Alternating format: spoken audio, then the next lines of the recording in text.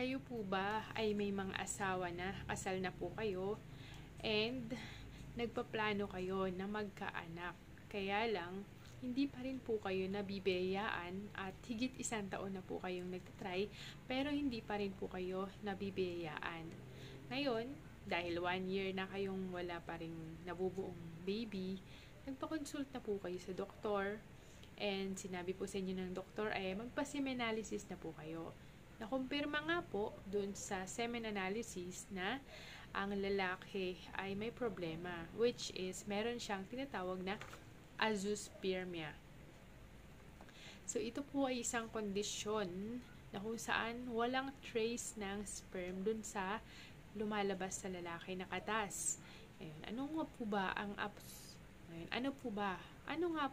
azoospermia? Ano yung mga dahilan kung bakit may mga lalaki na nakakaranas nito? Paano ito idinadiagnose ng doktor? Nagagamot nga po ba ito? At may mga paraan ba para makabuntis pa rin po ang lalaki na meron po nito? Hi, I'm Liz Nurse Organist po muli. Ayan, nagbabalik ang inyong lingkod. Ako po ay may mga topic tungkol sa pagtigil sa paninigarilyo, alak, droga, at paano nga ba i-manage yung blood pressure, at especially mga topic tungkol po sa sexual health. Katulad po nito. Yun.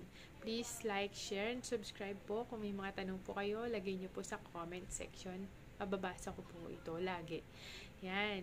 Ano nga po ba ang azoospermia? Doon po muna tayo sa mga terminology. Pagka sinabing normospermia, ibig sabihin normal semen analysis. Pagka sinabi ng mga zoospermia, ibig sabihin may presence of live spermatozoa dun po sa similya ng lalaki. Pag sinabi naman pong oligospermia, ibig sabihin meron siyang mga sperm or traces ng sperm, kaya lang less than 15 million per ml lamang. O kaya naman, I think less than 39 million per ejaculate. So, ibig sabihin, hindi, yung bilang po ng sperm niya ay walang kakayanan para makabuntis ang isang lalaki. Now, kapag sinabi naman pong azoospermia, ibig sabihin, walang trace ng sperm dun sa katas ng lalaki. Ngayon, alam nyo po ba na 10 to 15% ng mga lalaking hindi makabuntis ay dahil sa azoospermia. At meron pong tinatawag na mga dahilan kung bakit nagkakaroon po ng azoospermia, kung bakit walang sperm dun sa lumalabas sa lalaki. So, makakategorize po natin ito sa obstructive azoospermia, kaya naman non-obstructive azoospermia. So, yun po yung mga dahilan. So, dun muna po tayo sa obstructive. Ibig sabihin po, kaya walang lumalabas na sperm dun sa mismong katas ng lalaki, ay meron pong bara, pagbabara dun sa dinadaanan po ng sperm. Okay po? Hindi po nakakalangoy ng maayos yung sperm palabas po ng ari ng lalaki dahil may bara, pagbabara or blockage. Bakit nagkakaroon po ng pagbabara? Maaaring ito po ay naganap doon pa lamang sa sinapupunan ng kanyang nanay. Ibig sabihin, congenital absence of vas deferens. Okay po, wala pong nabuo o hindi nag-mature yung reproductive system ng bata. Walang vas deferens. Ang vas deferens po, yan po yung dinadaanan po ng semilya mula dun sa itlog or dun sa itlog ng mga lalaki papunta dun sa mismong ari. So, yun yung nagko-connecta po para makalangoy ng maayos yung sperm. Pagka nung siya'y pinagbubuntis ng kanyang nanay, hindi nabuo yung vas deferens, talagang magkakaroon po siya ng azoospermia. Ngayon, ano pa po? Pwedeng dahil sa previous infection. Baka nagkaroon po ng inflammation dun sa reproductive system na dinadaanan po ng sperm. Kakaroon talaga ng blockage. At ano pa po? Pwedeng dahil sa vasectomy. Pag vasectomy, ibig sabihin kinakapon or tinatalian po yung vas deferens ng lalaki. Talagang hindi makakadaloy ng maayos yung sperm, hindi makakalangoy ng maayos. So, ulitin natin. Yung mga dahilan ng obstructive azoospermia ay congenital absence of vas deferens, previous infection, and vasectomy. Dito naman po tayo sa non-obstructive na dahilan ng azoospermia. So, ibig sabihin, walang pagbabara. Ang problema lang po ay dun sa pag-mature ng mga sperm dun sa mismong itlog ng lalaki. Ngayon, bakit nagkakaroon po ng immature na mga semilia or tamod, okay? Dahil sa problema sa hormone, imbalance po yung mga hormone po ng lalaki. Kaya naman, meron siyang genetic disorder, mga namana niya sa kanyang magulang. Kaya naman, nagkaroon po ng testicular trauma, okay? Nagkaroon po ng problema or nabangga or natamaan ng bola yung kanyang itlog na siya naging dahilan para yung production po niya ng tamod or sperm ay naapektuhan. Okay naman, ang isang lalaki ay nagdaraan sa chemotherapy o radiation. Lahat po ng sinabi kong hormonal imbalance, genetic disorders, testicular trauma, radiation, or chemotherapy, lahat po ng yan ay magdudulot po ng non-obstructive azoospermia. Makaka-apekto po yan sa development ng mga sperm ng lalaki. Now, paano nga ba nadadiagnose na meron po kayong azoospermia? Ito po ay nadadiagnose sa pamamagitan ng semen analysis. Okay, so, ibig sabihin, mag-i-instruct po yung doctor na magpa-semen-analysis po kayo. Bibigyan po kayo sa mismong laboratory o sa ospital, bibigyan po kayo ng lagayan ng tamod or semilia po ninyo. Okay? Papupuntahin po kayo sa isang room dun sa hospital and then magsasarili po kayo hanggang sa labasan po kayo ng katas o ng tamod or ejaculate. Ngayon, ipapasa nyo po yan agad-agad dun sa laboratory. So, kapag ka nakumpirma, bibilangin po sa laboratory kung sapat ba yung bilang ng mga sperm po doon. And kung kulang, ang mangyayari, kung less than 15 million per ml, ang mangyayari, magkakandak po ulit ng panibagong semen-analysis para makumpirma po talaga na kayo ay azoospermia. May problema kayo sa production or mayroon kayong makukumpirma po dun sa pangalawang test na meron po talaga kayong azoospermia kung pareho po yung result. Ngayon, kapag nakumpirma na parehong result, konti lang talaga. So, magkakandak pa po kayo ng further test. Okay? Siyempre, sasabihin po ng inyong doktor, gagawin mo, magpapa-check ka ulit ng dugo mo, check natin yung hormone mo, or genetic testing naman, o magbabiopsy naman dun sa mismong itlog mo. Kaya naman po, kakandak ka ng mga x-ray, ultrasound, para makumpirma kung saan, ano yung pinakadahilan niyan, kung bakit walang trace ng sperm dun yun sa iyong katas. So now, Nurse Liz, may mga treatment or may mga lunas pa po ba yung ganitong kondisyon na azoospermia? Wait lang. Depende po sa uri or dahilan ng azoospermia ninyo. Ngayon, pagka-obstructive, may pagbabara.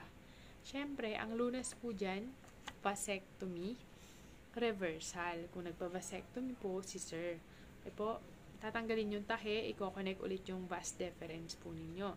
Ngayon, kung hindi naman kayo nagpa-vasectomy, at gustong-gusto nyo nang magkaanak, makabuntis, pwede kayo mag-undergo po ng tinatawag na sperm retrieval technique.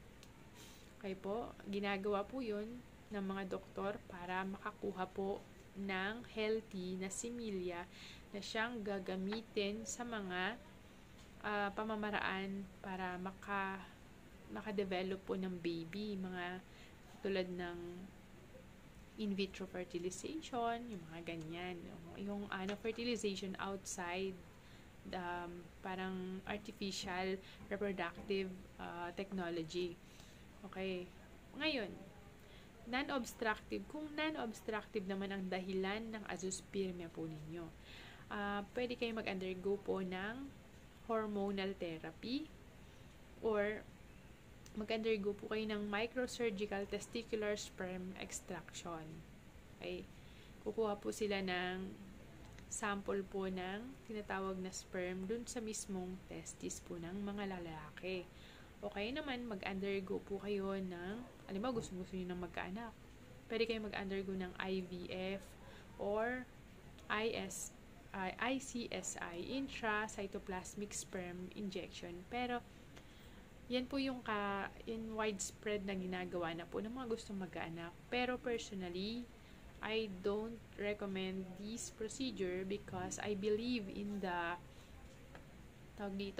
believe that having a baby ay dapat kalooban po ng Diyos, or ginagawa po ng mag-asawa ang baby sa pamamagitan po ng pagtatalik or pag-ibig nila sa isa't isa at hindi sa mga artificial na pamamaraan, dahil ang anak ay biyaya po ng Panginoong Diyos. Ngayon, Ma'am Nurse, successful po ba yung mga natural remedy para matanggal po or malunasan yung azoospermia? Yan. Yung lifestyle changes po lamang ay hindi 100% na makakatulong para malunasan yung azoospermia. Pero, ito mga sasabihin ko ay mga habit na kung saan ay makakatulong para magkaroon po ng healthy na sperm ang mga kalalakihan. Okay po? Unang-una po dyan ay pag-maintain ng healthy weight, lalo na kung medyo mabigat na yung timbang. Siyempre, mag-exercise, kumain ng masustansyang pagkain, at yung stress, yung number 1 na kalaban po yan ng mga gustong mag-anak. Kailangan i-manage po natin yung stress po natin, iayusin po natin yung mga schedules po natin para hindi tayo nagka-cramming, especially sa mga deadlines, sa trabaho, sa work, okay? Sa school po ninyo. At syempre, iwasan po ninyo yung pag-inom ng alak, paninigarilyo, at pag-take ng mga ipinagbabawal na gamot. Yan, hanggang dito na lang po muna. And additionally po, kung advice ko lang po sa mga mag-asawa na hanggang ngayon ay hindi pa rin nabibiyayaan katulad po namin, ay ang pagiging magulang ay hindi naman na hahantong lamang sa pagkakaroon ng sariling mga anak. Ibig sabihin, pwede mong gawin ang pagiging magulang kung gusto mo, maraming pamamaraan. Okay, pwede kang magturo sa mga bata, pwede kang mag-ampon para naman yung mga bata or kabataan na hindi nabiyayaan ng mabubuting mga magulang, or unfortunately wala na yung mga magulang nila dahil namatay na, yung mga ganon. Pwede po nating ibigay yung pagmamahal natin bilang mga magulang sa kanila. So, maraming paraan na pwede natin gawin yung magiging magulang natin. And, isa pa po, mahalaga yung tulong ng panalangin sa ating Panginoong Diyos para mabiyayaan po tayo ng anak.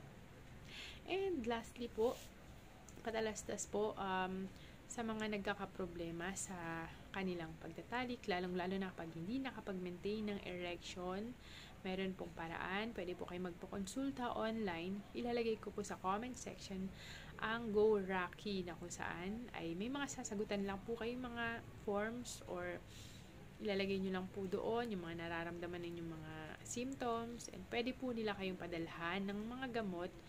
And ito po ay discreet, ibig sabihin confidential po ito, at hindi malalaman ng ibang tao na kayo po ay nag-order ng gamot. And yan, pwede nila kayong, yung mga pwede kayong maresetahan po ng gamot na makakatulong po sa inyong mga erection para yung pagtatalik ay walang maging sagabal at magkaroon po ng maayos sa pagsasama ang mag-asawa. Yan, hanggang dito na lang po muna. Maraming salamat po. Till next video po. Ingat po kayo at comment down below sa lahat ng inyong mga questions. Ingat po, and I love you.